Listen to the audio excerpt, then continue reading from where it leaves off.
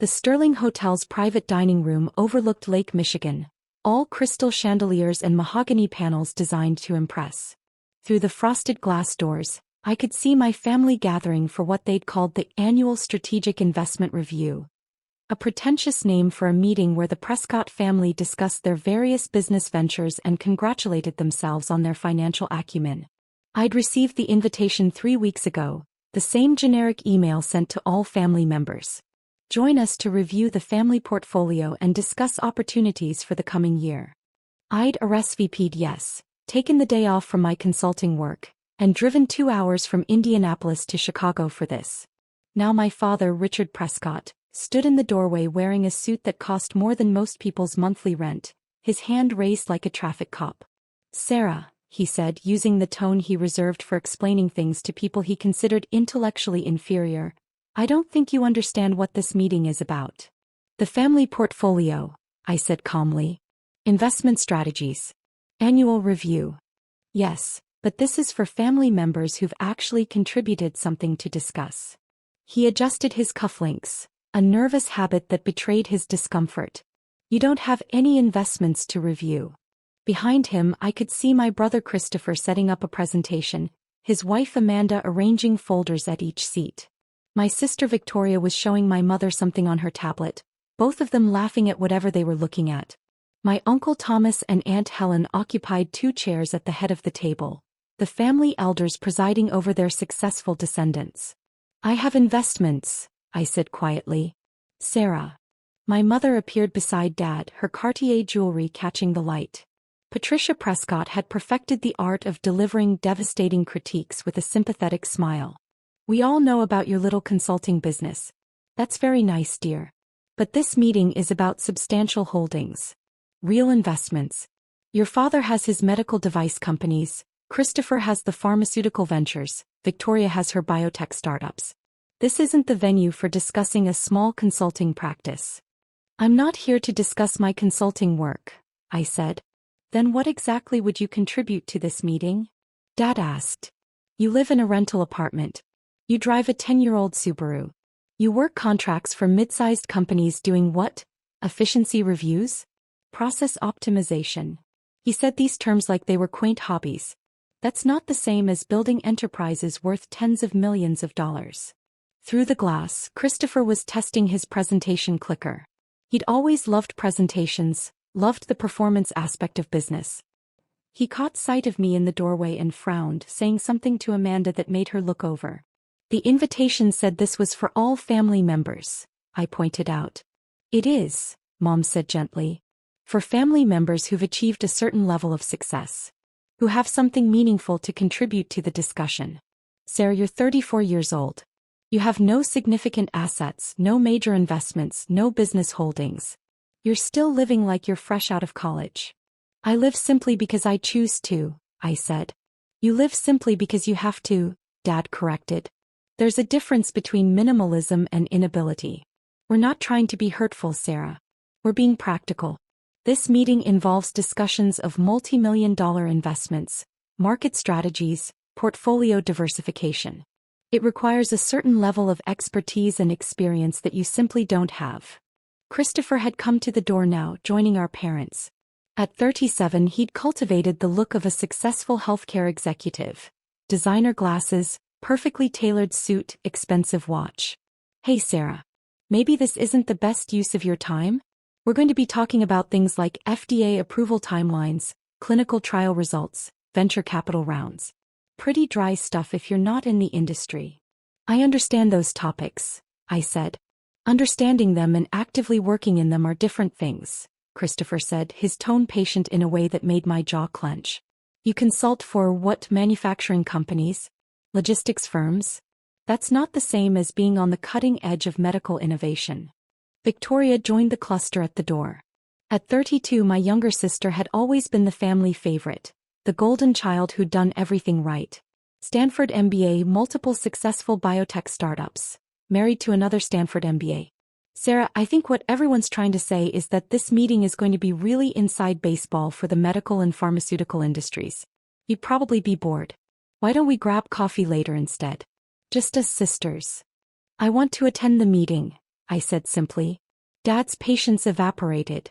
Sarah, this is for successful family members. People who've built something. People who have real stakes in real companies. You're a consultant. That's fine, that's respectable, but it's not the same thing. This isn't your world. Not failures, Mom added, her smile somehow making the words even more cutting. We're not saying you're a failure, dear. You're just on a different path. A smaller path. There's no shame in that. I have investments to discuss, I said again, keeping my voice level despite the anger building in my chest. What investments? Christopher asked, and I could hear the condescension. Do you own stock in the consulting firm you work for? That's not really what this meeting is about, Sarah. I don't work for a consulting firm, I said. I own one. But that's not what I'm here to discuss. You own a consulting firm? Victoria's eyebrows rose. Since when? 6 years ago. A one-person consulting firm isn't really, Christopher started. 32 employees across 4 states, I interrupted. But like I said, that's not what I'm here to discuss. The family cluster at the door exchanged glances. This was clearly news to them, which shouldn't have been surprising. They'd never asked about my work beyond dismissive assumptions. That's wonderful, dear, Mom said in the tone she used for participation trophies. But this meeting is about medical and pharmaceutical investments specifically. Unless your consulting firm works in that space. It does, I said. Among others. But I'm here to discuss my investment portfolio, not my consulting business. Dad's expression hardened. Sarah, what investment portfolio? You can't seriously expect us to believe you have holdings comparable to. I'm not expecting you to believe anything, I said quietly. I'm telling you I was invited to this meeting. I have investments to discuss and I'd like to participate. This is ridiculous, Dad said, his voice rising.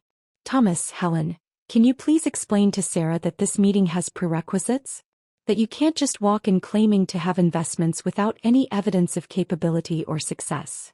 Uncle Thomas appeared in the doorway. At 68 he was the family patriarch, the one who'd built the initial Prescott fortune through medical device patents. Sarah, your father makes a valid point. This meeting involves very substantial sums and very complex strategies. We're talking about portfolio values in the hundreds of millions of dollars. I'm not sure what you think you have to contribute to that discussion. My phone vibrated in my pocket. I ignored it. I'd like to participate, I said once more. No, Dad said flatly.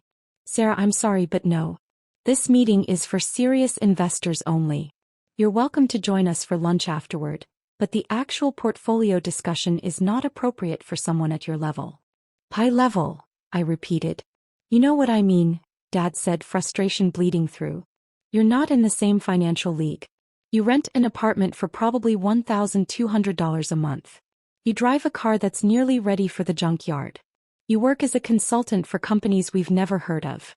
That's fine, that's your choice, but don't pretend you belong in a room where we're discussing 8-figure investments. My phone vibrated again. Then again. Someone was persistent. I'm going to ask one more time, I said. May I attend this meeting? No, Mom said, her smile gone now. Sarah, you're embarrassing yourself. You're embarrassing us. Please just accept that this isn't for you and leave gracefully. Fine, I said. I turned and walked away from the frosted glass doors, from the mahogany panels, from my family's certainty about who I was and what I was capable of. Behind me, I heard Dad say something to Christopher about delusions, and Mom adding something about always been sensitive. The hotel hallway was empty, decorated with abstract art that cost more than it was worth. I pulled out my phone. 7 missed calls from James Whitmore, my attorney. 3 from Diana Chin, my investment manager. 2 from Margaret Kolsky, my CFO. I called James first. Sarah, he answered immediately, I've been trying to reach you. We have a situation. What kind of situation? Your family's investment meeting. They don't know your Archway Capital, do they? No, I said. We need to tell them. No. Before they say something or make a decision that can't be walked back. What happened? Richard Prescott just sent out an email announcing a major restructuring of Prescott Medical Devices. He's planning to take on significant debt to fund expansion, using the company's existing revenue as collateral. He's presenting this to the family meeting right now as a done deal. I closed my eyes. How much debt? $180 million. The problem is, Archway Capital holds their existing debt, $220 million worth. Under the terms of that debt agreement, taking on additional senior debt without noteholder approval constitutes a default event, which would trigger immediate repayment requirements, I finished. Exactly. If Richard announces this restructuring and you're forced to call the debt, Prescott Medical Devices goes into bankruptcy. Your family loses everything. My phone buzzed with an incoming call. Diana Chin. James, hold on. I switched lines. Diana. Please tell me you're stopping this, Diana said without preamble. Christopher Prescott just sent out a press release announcing a merger between his pharmaceutical company and a European competitor. The merger involves liquidating his preferred shares to fund the deal, preferred shares that Archway Capital owns 70% of. He can't liquidate without majority shareholder approval, I said. I know that. You know that. Christopher apparently doesn't know that. Or he doesn't know Archway Capital is you. Either way, if this goes public, the merger falls apart, his company loses credibility and all shareholders lose money. Including you. How much money? Your position would lose approximately $90 million in value, maybe more. My third line showed Margaret calling. Diana, I need to call you back. I switched lines. Margaret. Victoria Prescott Strand is presenting a biotech investment opportunity to the family meeting, Margaret said, her accountant's voice crisp with concern. She's asking family members to invest $50 million in a clinical trial for a gene therapy treatment. She's describing it as low risk, high reward. And it's not. The trial has a 12% chance of success according to industry standards. It's high risk, potential high reward. But here's the problem. She's positioning this as a family-only opportunity, excluding outside investors. Under SEC regulations, if Archway Capital has information about this investment, which we do because we're a major investor in 3 competing gene therapy companies, and we don't disclose that information when other family members are making investment decisions, we're potentially liable for securities fraud. You're telling me I need to tell them who I am, I said. I'm telling you that this entire meeting is a legal and financial minefield, and the only way out is full disclosure. Immediately. Through the walls, I could hear the murmur of voices from the private dining room. My family, making decisions about investments I'd been funding for years without their knowledge. My family who just turned me away from their meeting because I wasn't successful enough to participate. What's the total exposure if I let this all play out? I asked Margaret. Best case, $200 million in losses across your various holdings. Worst case, $340 million in potential legal liability. Plus your entire family loses everything in the bankruptcies and lawsuits that follow. And if I disclose? Then you control the narrative. You stop the worst decisions before they happen. You protect your investments and theirs. But you also have to tell your family that their disappointing failure of a daughter has been their primary investor for the past 8 years. I laughed, the sound harsh in the empty hallway.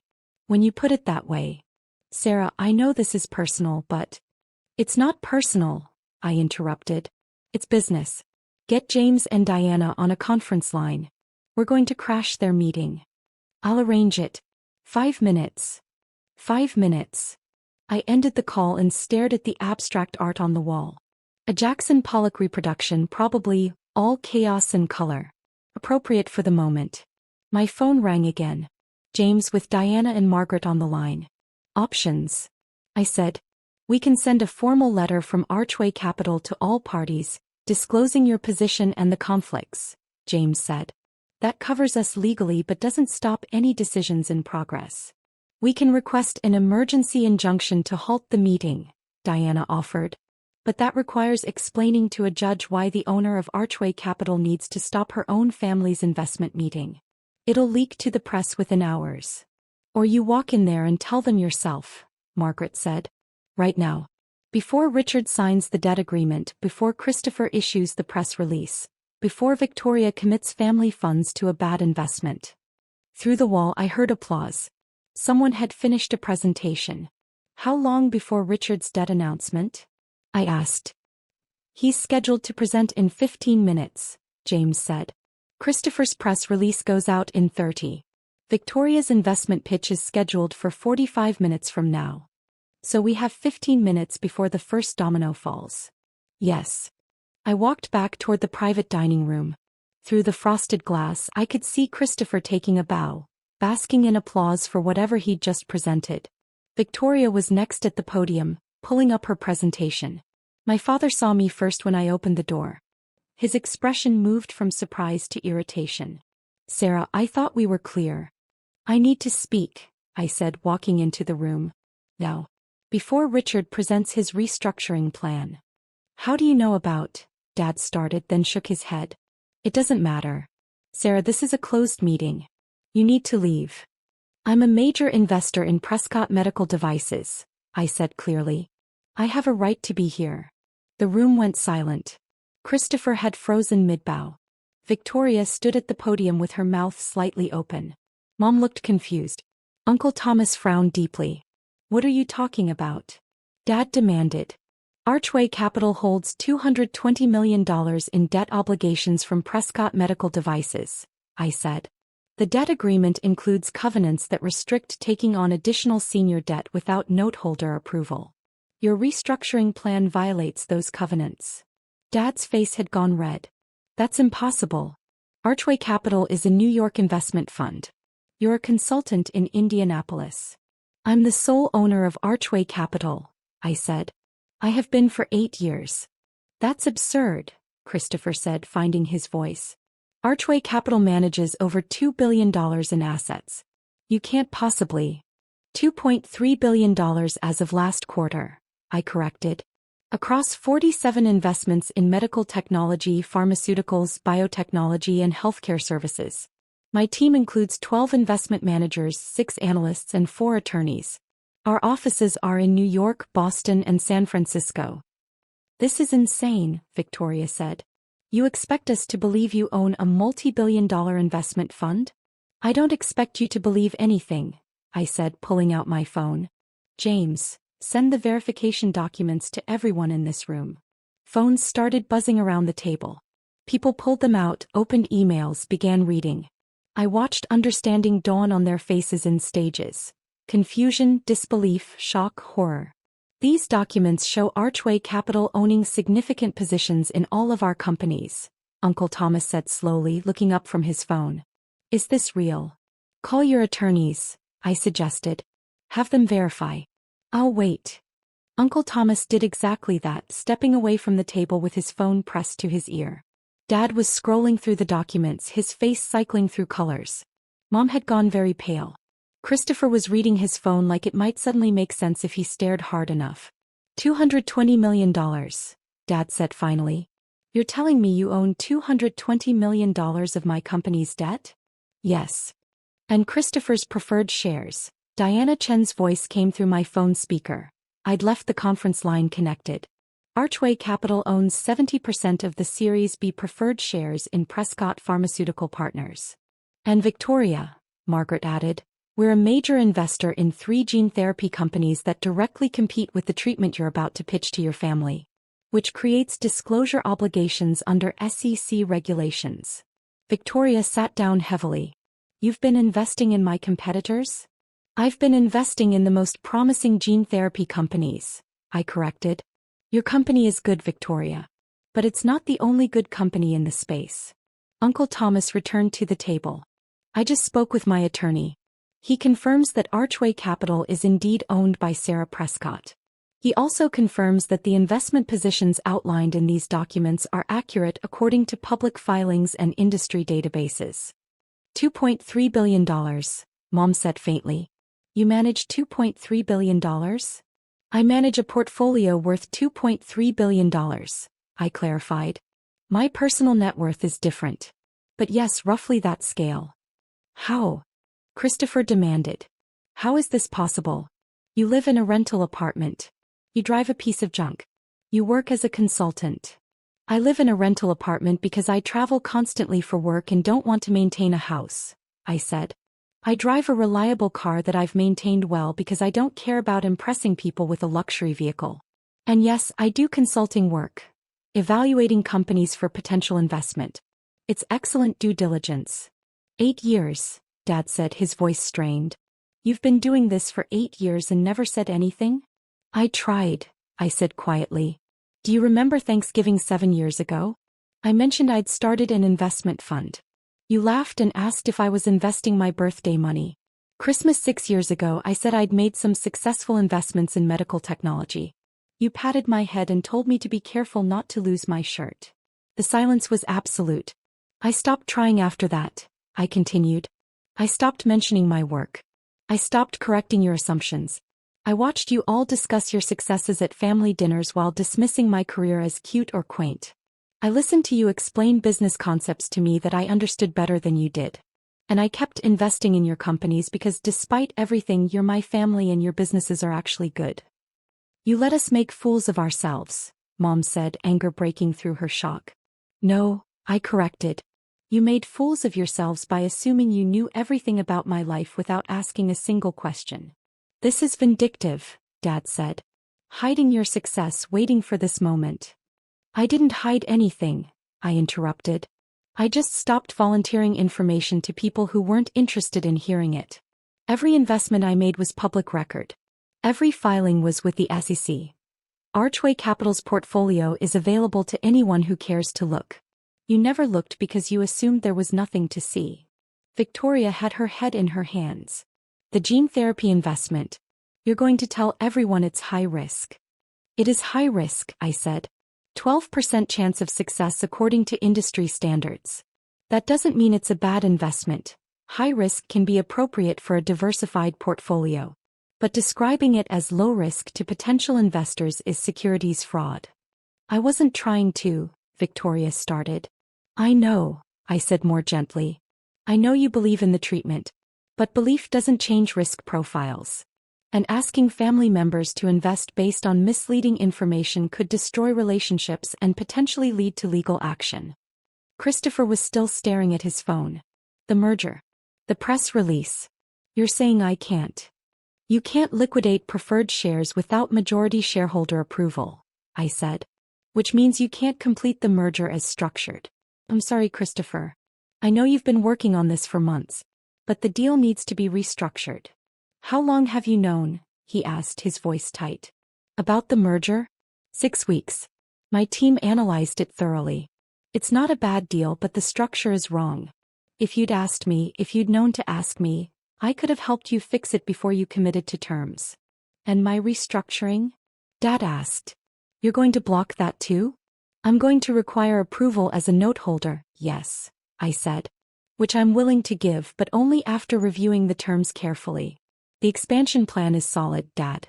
Your company is positioned well. But taking on $180 million in senior debt at the proposed terms would put the company at significant risk of default. There are better ways to finance expansion. Better ways you'll dictate, Dad said bitterly. Better ways I'll suggest, I corrected. As the holder of $220 million in existing debt, I have a vested interest in your company's success. I want to help, Dad. I've always wanted to help. You just never wanted my help. Uncle Thomas had been quiet through all of this, reading through documents on his tablet. Now he looked up. Sarah, these filings show you made your first major investment 9 years ago. You were 25 years old. Where did you get the initial capital? By inheritance from Grandpa, I said. The $500,000 he left me when I graduated college. You all told me to invest it conservatively, maybe buy a condo. I invested it in a medical device startup that was looking for angel funding. The company was acquired 3 years later for $47 million. My stake was worth $8.2 million. Grandpa John's money, Mom said slowly. You turned $500,000 into $8 million? That was the first investment, I said. I've made 183 investments since then. 147 were successful, 29 broke even, 7 failed completely. The successful investments included 3 IPOs, 12 acquisitions and ongoing positions in 47 companies. Total return over 9 years. Approximately 4,600%. The numbers hung in the air like smoke. You're telling me, Christopher said, his voice carefully controlled, that our failure of a sister is actually more successful than all of us combined? I'm not in competition with you, I said. I never was. I'm happy for your successes, proud of what you've built. I've invested in your companies because I believe in you, even when you didn't believe in me. But you let us block you from this meeting, Victoria said. You stood at that door and let us tell you that you weren't successful enough to participate. Yes. Why? I considered the question. Because I wanted to see if anyone would defend me. If anyone would say, wait, Sarah might have something valuable to contribute, let's at least hear her out. No one did. That's not fair, Mom protested. Why not? I asked. You've all known me for 34 years. You've watched me graduate magna cum laude from Northwestern. You've seen me build a consulting business. I've mentioned investments, mentioned success, mentioned work. At what point does it become reasonable to assume I might know what I'm talking about? No one had an answer. The question now, I said, is where we go from here. I'm the major investor in most of your companies. I have significant influence over your business decisions. But I don't want to be an adversary. I want to help. Help like you helped today? Dad asked. By humiliating us? I prevented 3 major financial disasters, I said. Your debt restructuring would have triggered a default that could have bankrupted Prescott Medical Devices. Christopher's merger would have collapsed in lawsuits and regulatory problems. Victoria's investment pitch would have exposed the family to securities fraud charges. That's not humiliation, Dad. That's protection. Protection we didn't ask for, he said. No, I agreed. Protection you didn't know you needed because you never asked what I knew or what I could do. Uncle Thomas cleared his throat. I think Sarah has earned a seat at this table. More than earned it. I move that we restructure this meeting to include her full participation, with the understanding that Archway Capital is a major stakeholder in family business decisions going forward. Seconded, Aunt Helen said quietly. She'd been silent through the entire revelation, but now she met my eyes with something that might have been respect. Sarah should have been included from the beginning. We were wrong to exclude her. So we just pretend the last 9 years didn't happen? Christopher asked. We just accept that our little sister is secretly a billionaire and move on? I'm not a billionaire, I said. My fund manages $2.3 billion, but my personal net worth is substantially less. Around $480 million, depending on current valuations. The room absorbed this information with varying expressions of shock. Around $480 million, Victoria repeated. You say it like it's nothing. It's not nothing, I said. But it's also not relevant to whether we can work together as a family. The question isn't how much money I have or how much money you have. The question is whether we can respect each other enough to have honest conversations about business and family and success. You want respect, Dad said slowly. After humiliating us today. I want what I've always wanted, I said. To be seen. To be heard. To be treated like someone whose opinion might have value. I don't need you to celebrate my success or apologize for underestimating me. I just need you to acknowledge that I exist as something other than the disappointing daughter who never lived up to her potential. Mom was crying now, silently, her carefully applied makeup beginning to streak. We got it so wrong, she said. All these years we got it so wrong about you. Yes, I said simply. You did. I don't know how to fix this, she said. Neither do I admitted. But maybe we start by having the meeting we should have had in the first place. The one where everyone gets to participate, where everyone's contributions are valued, where we work together instead of competing for who's most successful. You'd still participate? Christopher asked. After what we said to you? You're my family, I said. I'm angry, yes. I'm hurt. But I'm also pragmatic. I have $300 million invested across your various companies. If you all fail, I lose money. If you succeed, we all benefit. So yes, I'll participate. If you'll actually listen. Uncle Thomas stood. Then let's start over. Sarah, would you like to present Archway Capital's portfolio and discuss how our investments intersect? I pulled up my presentation on my tablet. The one I'd prepared 3 weeks ago, the one I'd thought I'd give today before my family blocked me from the room. I'd be happy to, I said. For the next 3 hours we worked through the family portfolio with new eyes. I explained the debt covenants on Dad's restructuring and offered alternative financing structures. I walked Christopher through the regulatory requirements for his merger and suggested ways to restructure the deal that protected all shareholders. I provided Victoria with detailed risk analysis on her gene therapy investment and connected her with researchers at competing companies who might be willing to collaborate rather than compete. It wasn't comfortable.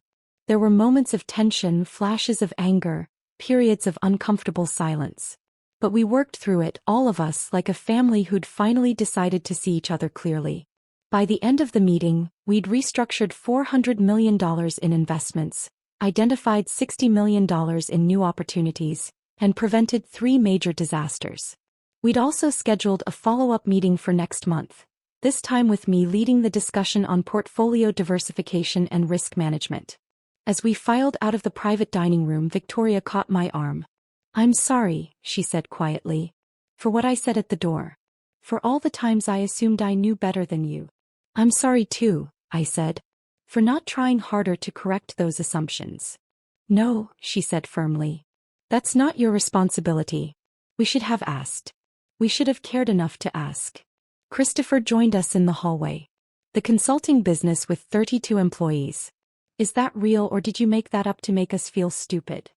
"It's real," I said. "Prescott Analysis Group. We specialize in operational efficiency for mid-sized manufacturing and logistics companies. Annual revenue last year was $8.4 million. $8.4 million? He looked stunned. "That's not a small consulting practice." "No," I agreed. "But it's also not what I'm most proud of. The work is good, but it's not my passion. The investments are where I make my impact." "What is your passion?" he asked. I smiled. "Funding medical innovation that helps people. Finding treatments that work. Supporting researchers and companies that are trying to solve real problems. That's why I invested in all of your companies in the first place. You're all doing good work, even if you're also insufferable sometimes." He laughed, the sound surprised. "Fair assessment." Mom and Dad approached together, their earlier confidence replaced with uncertainty. "Sarah," Dad said, then stopped, seeming unsure how to continue. "We owe you an enormous apology," Mom finished. "Not just for today. 4 years of assumptions and dismissals and treating you like you were less than you are." "Yes," I said. "You do." "I don't know if we can fix this," Dad said. "I don't know if you can forgive us." "I don't know either," I said honestly. "But I know we can try. That's what families do, right? We mess up and we hurt each other and we try to do better." "We will do better," he said. "I promise you that." "Don't promise," I said. "Just do it. Show up. Ask questions. Listen to the answers. That's all I've ever wanted." Uncle Thomas had been waiting by the elevators. As I approached, he smiled. "Your grandfather would be very proud," he said. "He always said you had a head for business. We should have listened to him." "He was right about a lot of things," I said. "He was. And Sarah, thank you for protecting us today.